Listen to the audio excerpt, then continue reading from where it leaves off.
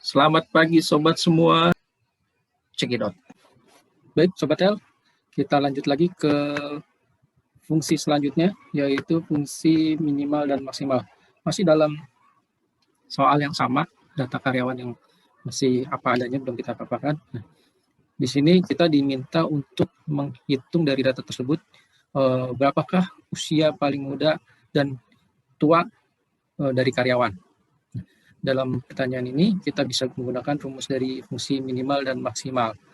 Nah, karena fungsi ditanyakan ada paling muda, kita bisa memberikan dengan menggunakan rumus fungsi minimal. Nah, fungsi minimal sendiri adalah fungsi pada Excel untuk menghitung nilai terendah atau paling kecil. Nah, kalau digunakan untuk paling muda artinya kita bisa mencari dengan paling minimal atau paling kecil. Nah, rumusnya bagaimana? Seperti ini. Sama dengan min, buka kurung, nomor 1 dan nomor 2 adalah nomor yang akan kita tentukan untuk kita cari nilai terkecil dari sel tersebut. Oke, bisa kita lihat usia, kita akan berada di kolom usia, kita bisa blok dari F5 sampai F37. Oke, kemudian selesai, tutup kurung.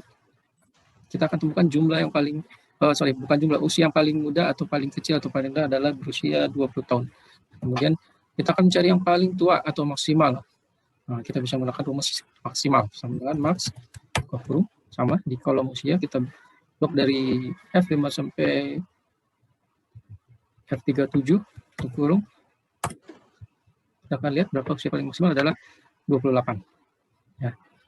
Kemudian ditanyakan kembali berapakah tinggi minimal dan maksimal karyawan, sama dengan fungsi di atas, namun kita berbeda dengan kolom acuannya, kita akan bergeser di kolom tinggi. Nah, ini kita bisa rumus dengan menggunakan rumus minimal sama dengan min, buka kurung, blok dari G5 sampai dengan G37, tutup kurung, enter. Kita akan lihat hasilnya adalah paling tinggi minimal adalah 158.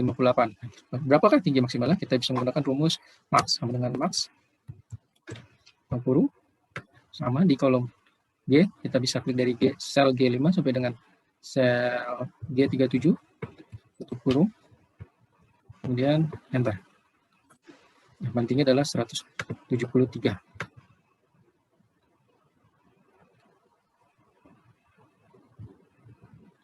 Oke, nah, lanjut untuk ke fungsi selanjutnya adalah fungsi average.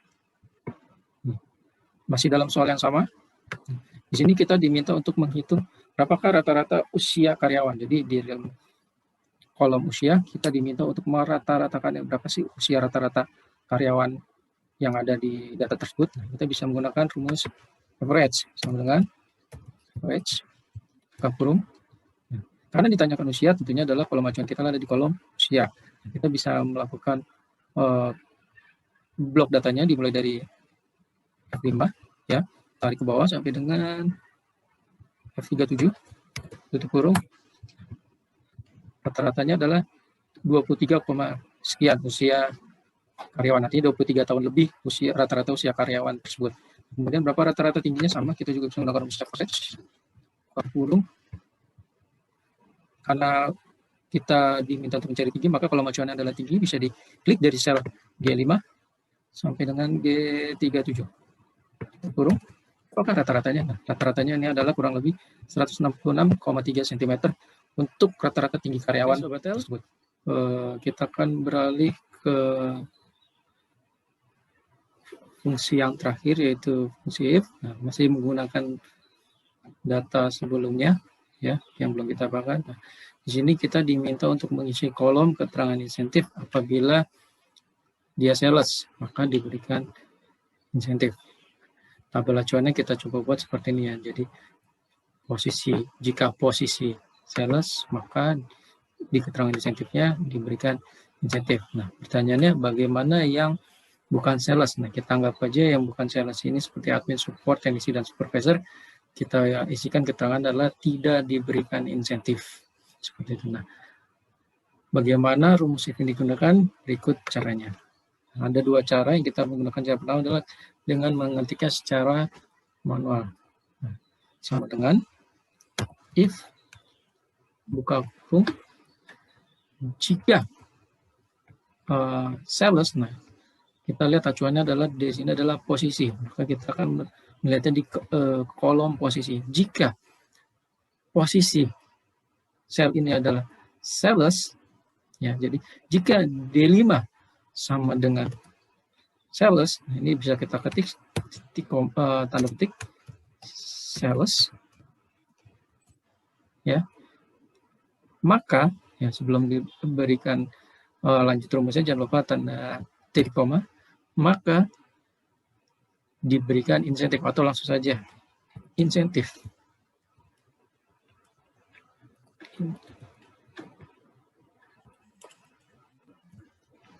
Insentif. Oke. Nah, bagaimana kita kasih titik koma lagi? Nah, ini adalah jika pernyataannya sesuai. Jika sales, maka diberikan insentif. Pertanyaan adalah bagaimana yang bukan sales? Nah, itu bisa kita berikan keterangan tidak diberikannya. Bisa kita ketikkan langsung saja di sini. Artinya, jika D5 sama dengan sales, maka diberikan insentif. Jika lainnya atau bukan sales, maka tidak diberikan, atau bukan sales, tidak diberikan. Seperti itu aja, biar gampang. Tidak diberikan. Oke, jangan lupa tutup kurung. Nah, yang perlu diperhatikan adalah tanda kurung ya, karena kita membuka kurung awal kurung sini adalah 1, maka diberikan tutup kurungnya pun juga hanya 1. Kemudian kita enter. Nah, diberikan jawabannya adalah sales, diberikan insentif. Nah, rumus ini kita bisa coba copy paste-kan ke bawah, apakah berfungsi.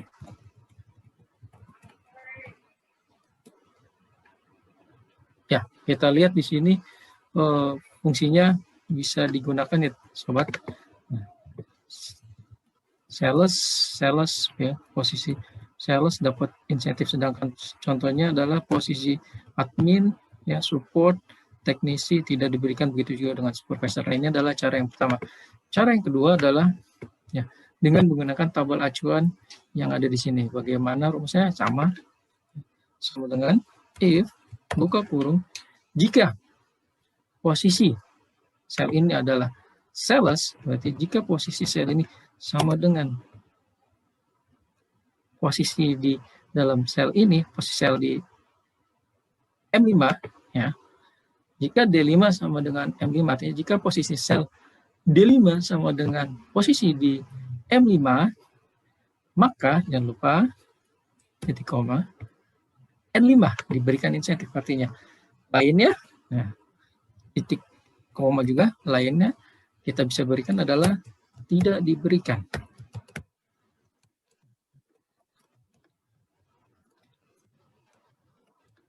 Ya, kita membuka awal kurung 1, kita menutupnya juga dengan kurung 1.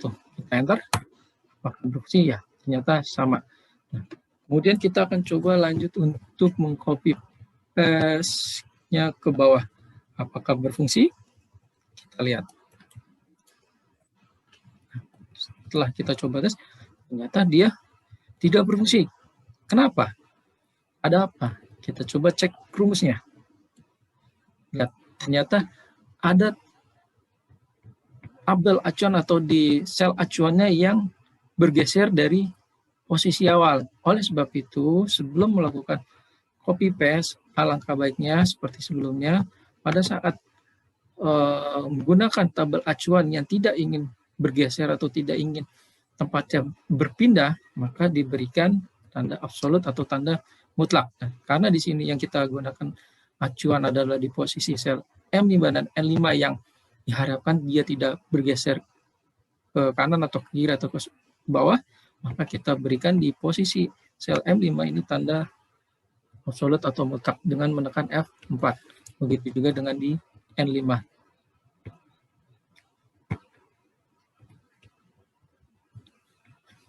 Kita coba ya, enter. Oke, sekarang kita coba copy paste lagi, apakah berfungsi? Nah, kita lihat teman-teman, rumusnya kurang lebih sama seperti cara yang pertama, secara manual hasilnya sama.